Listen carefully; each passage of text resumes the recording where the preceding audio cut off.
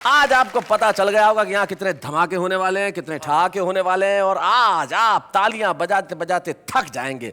तो चलिए मैं सबसे पहले उन्हें बुला लेता हूँ जिनके बाद में आने की कोई गारंटी नहीं है। आलसी आदमी है। हाँ। आए ना आए।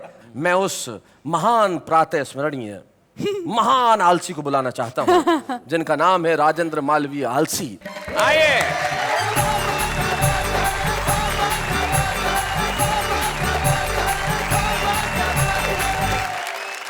सभी को प्रणाम करता हूं। जी, जेब में हाथ डाल के।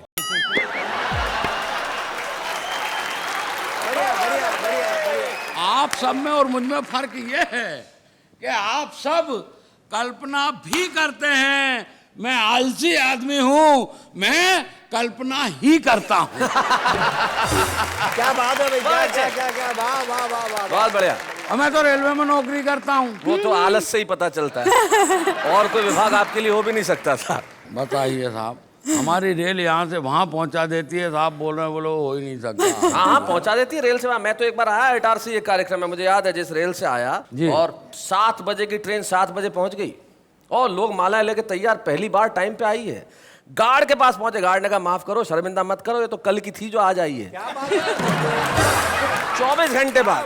मैं तो रेलवे में नौकरी करता, रिजर्वेशन काउंटर पे बैठता हूँ। एक 100 साल का आइटम आया। बोले 7 सितंबर 2017 मेरा रिजर्वेशन कर दो। अच्छा। मैंने कहा काका कहाँ जाओगे? बोले शादी की गोल्डन जुबली है, हरिद्वार जाना है। और मैंने कहा 17 तक टिके रहोगे? और बोले टिके रहे तो ठीक, नहीं तो हरिद्वार तो जाना ही है। वाह वाह राजेंद्र, वाह क्या बात है भाई, क्या गए गुरु। इसलिए अपन कह देते हैं कि अपन विश्व के सबसे बड़े आलसी हैं और काम के नाम पर कुछ करते ही नहीं हैं। यहाँ तो अपन आ भी गए, कई जगह जा ही नहीं पाते।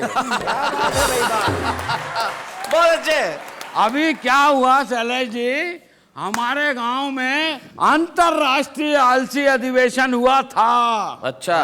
तो दुनिया भर के आलसियों ने उसमें भाग लिया, अपन गए ही नहीं। वाह राजेंद्र वाह। तो भाई साहब, किसी ने शिकवा किया ना गिला, पहला पुरस्कार अपने को ही मिला। समिति ने सोच समझ के निर्णय लिया, पुरस्कार घर ही पहुंचा दिया। तो जो लोग हमें पुरस्कार देने आए वो हमसे बोले कि साहब आप आलसियों पर कुछ बोले। अच्छा। अपन ने पूरी ताकत लगाकर अपने होंठ खोले और बड़ी मुश्किल से ये बोले, भाड़ में जाए यार, कौन बोले। वाह वाह वाह वाह वाह। बड़ा अजीब मामला निकल कर क्या आता शैलेश जी। अब आप तो बार बार मेरे को फोन कर करके बोले वो राजेंद्र मालवीय आ गए। कहा, मैंने कहा आ गया। बोलो खाने में क्या भिजवाएं? मैंने कहा 2 लीटर दूध भिजवा दो। बोले दूध क्यों? मैंने कहा क्या है कि उसको चबाना नहीं पड़ता। बहुत अच्छे यार कौन चबाए? एक बार तो नाई की दुकान पर गया दुबे जी। हाँ। अपनी आदत के हिसाब से बैठ गया। मैंने कहा यार तू दाढ़ी बना दे। नाई बोला साहब सर तो ऊपर करो। मैंने कहा तू बाल ही काट दे। अलग अलग तरह की बात है। एक बार फांसी हो गई। किसको? तुमको? कल्पना में। जज साहब बोले मालवीय जी जाते जाते कोई आखिरी शौक फरमाएंगे? मैंने कहा यस सर, कुंभ के मेले में नहाएंगे। क्या बात है, क्या बात है भाई, वाह।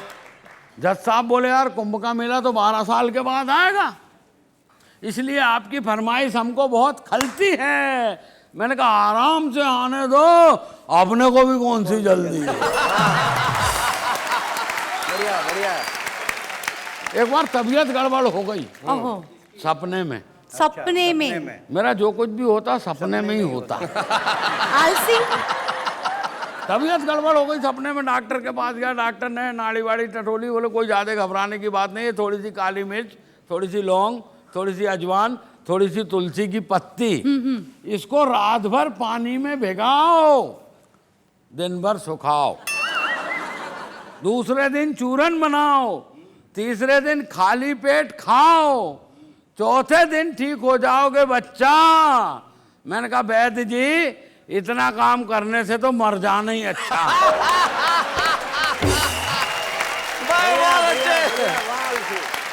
नेता लोग आते बोले हमको वोट दो, हमको वोट दो, हमको वोट दो। हमारी माँ ने कहा तुम्हें क्या वोट दें, एक बार वोट दो तो तुम 5 साल के बाद आते हो। नेता बोला ऐसी क्या बात है माता जी, आजकल तो हम हर साल आते हैं। बोले इधर सरकार गिरी और हम हाजिर। कोई समस्या हो तो बताओ। हमारे माँ ने कहा कोई समस्या नहीं है, मेरा बेटा है आलसी है, पेड़ पे चढ़ा है नीचे नहीं उतर रहा है, उसको उतार के ले जाओ। आओ शैलेश जी मेरे पास आए, बोले तू नीचे उतर। मैंने कहा मैं नीचे क्यों उतरूं, मैं तो आलसी हूं। बोले जब तू आलसी है तो तू पेड़ पे चढ़ा कैसे? मैंने कहा मैं पेड़ पे कहाँ चढ़ा था, मैं तो जमीन पे पड़ा था और मुझे क्या मालूम के नीचे एक बीज गड़ा था।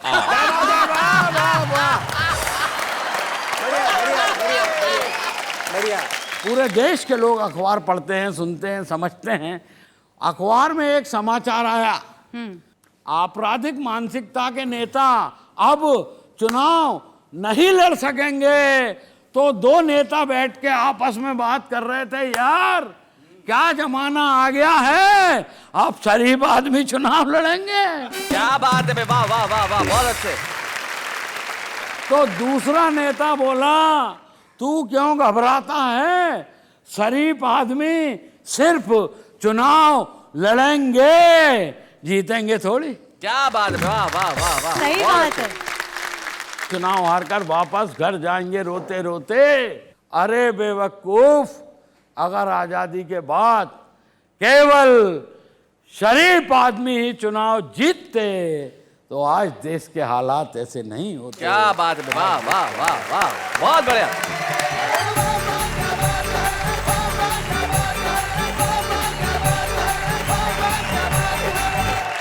भाई बहुत अच्छे राजन जी, कमाल कर दिया आपने। और सबसे बड़ा तो आपको बहुत बहुत धन्यवाद कि आप वापस भी लौटे, वरना आपका क्या भरोसा, आप यहीं बैठ सकते थे, अपन जाते ही नहीं। आप बात कर रहे थे कि शरीफ आदमी इलेक्शन लड़ते तो देश के हालात ऐसे नहीं होते जी। तब मुझे एक कवि हैं तेज नारायण बेचैन, उनकी 4 पंक्तियां याद आ रही थी। वो कहते हैं कि मंच जब से अर्थदायक हो गए, अर्थदायक यानी जहां पैसा मिलता है, कि मंच जब से अर्थदायक हो गए हैं, तोतले भी गीत गायक हो गए हैं, और राजनैतिक मूल्य कुछ इस कदर गिरे कि जेब कतरे भी विधायक हो गए। क्या बात है शैलेश जी, वाह वाह। लेकिन आपने जो हमारे बीच में और उदासी के बीच में जो दीवार है उसे गिराया और इस कदर हंसाया कि आपके लिए सिर्फ एक ही बात के वाह वाह क्या बात है। ऐसे और भी मजेदार वीडियो के लिए हमारे चैनल को लाइक, शेयर और सब्सक्राइब करें।